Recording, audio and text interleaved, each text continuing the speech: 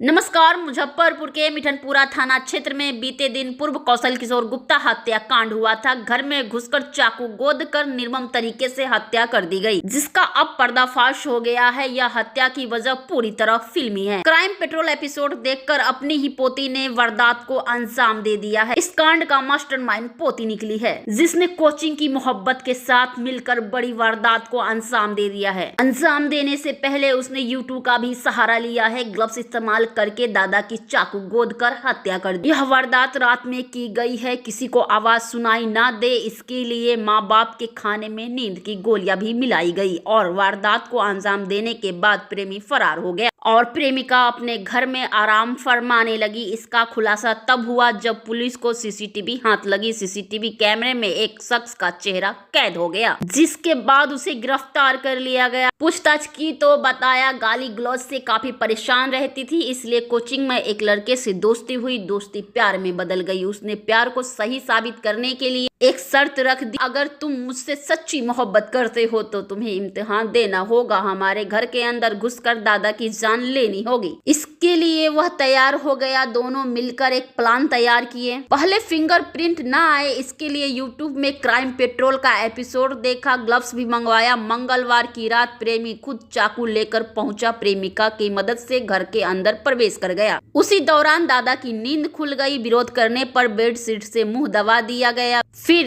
Wrench से वार करके उसकी हत्या कर दी गई। सभी को विदित है कि हमारे यहाँ एक सूचना प्राप्त हुई थी कि कालीबाड़ी रोड है, उसमें एक बुजुर्ग जिनका नाम कौशल किशोर गुप्ता है, उनकी हत्या कर दी गई है।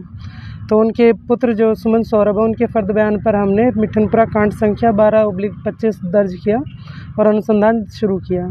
हमारे तकनीकी साक्ष्य जुटाने के क्रम में थाने की टीम द्वारा जितने भी साक्ष्य एकत्रित किए गए, उनमें सीसीटीवी फुटेज और सीडीआर का अवलोकन मुख्य था, जिसके आधार पर हम लोग इस निष्कर्ष पर पहुँचे कि हत्या के पीछे जो मृतक है उनकी पोती का हाथ है और साथ में उनका सहयोगी जो बना, उसके प्रेमी जो उसका क्लासमेट भी है, वो हैं।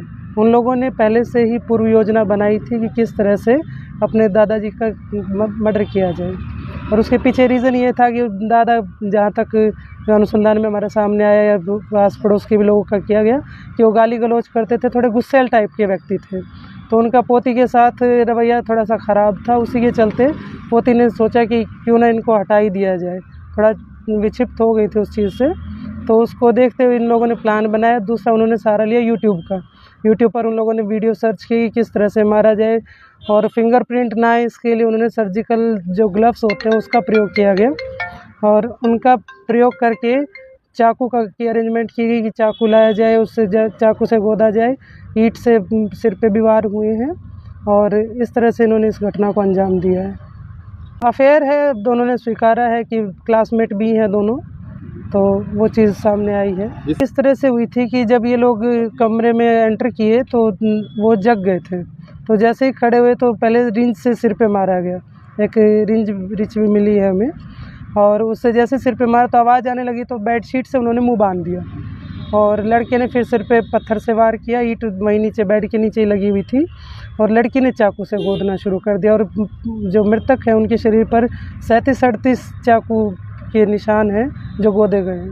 लड़की ने पहले किया, उनके पिताजी हो सकता ओकेजनली कभी कभी नींद की गोलियां लेते थे, तो गोलियां उनके पास थी।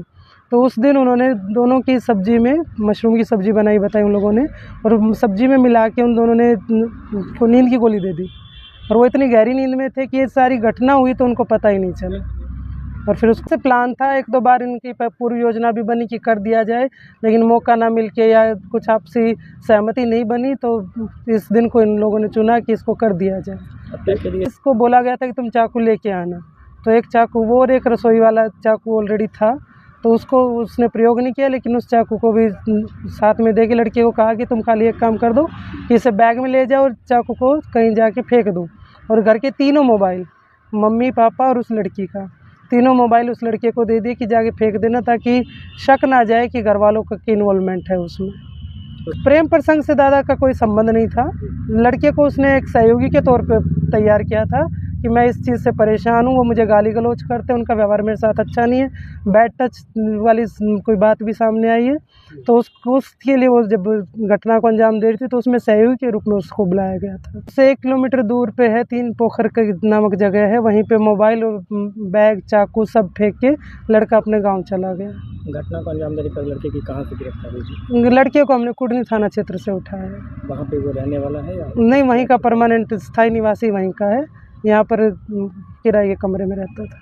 ऐसे ही अपडेट के लिए, ऐसे ही तमाम खबरों के लिए बने रहे लाइव इंडिया न्यूज के साथ। चैनल को सब्सक्राइब करें और इस तरीके के घटने को देखकर कैसे कोई अपनों पे विश्वास करे, अपनों पे भरोसा करे, अपनी राय कमेंट बॉक्स में ज़रूर दे। अब दीजिए इजाज़त। कंचन शर्मा का नमस्कार। फिर मिलती हूँ ऐसे ही तमाम खबरों के साथ।